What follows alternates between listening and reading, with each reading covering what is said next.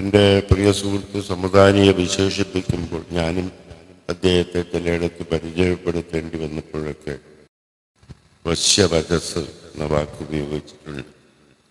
അദ്ദേഹം പ്രഭാഷണത്തിൽ മാത്രമല്ല ഈ മനോഹാരിതയും ചാരുതയും ഒക്കെ കൊണ്ടുവരുന്നത് അദ്ദേഹത്തിൻ്റെ എഴുത്തിലുമുണ്ട്, വരമൊഴിയിലും ഈശ്വരൻ നൽകിയിട്ടുണ്ട്.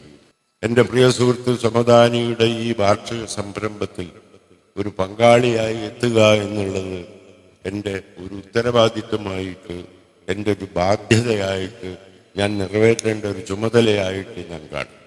വിശാലമായ കാഴ്ചപ്പാടുള്ള വിഷയങ്ങളാണ് ഇവിടെ എൻ്റെ അഭിമന്യ സുഹൃത്ത് സമദാനി കൈകാര്യം.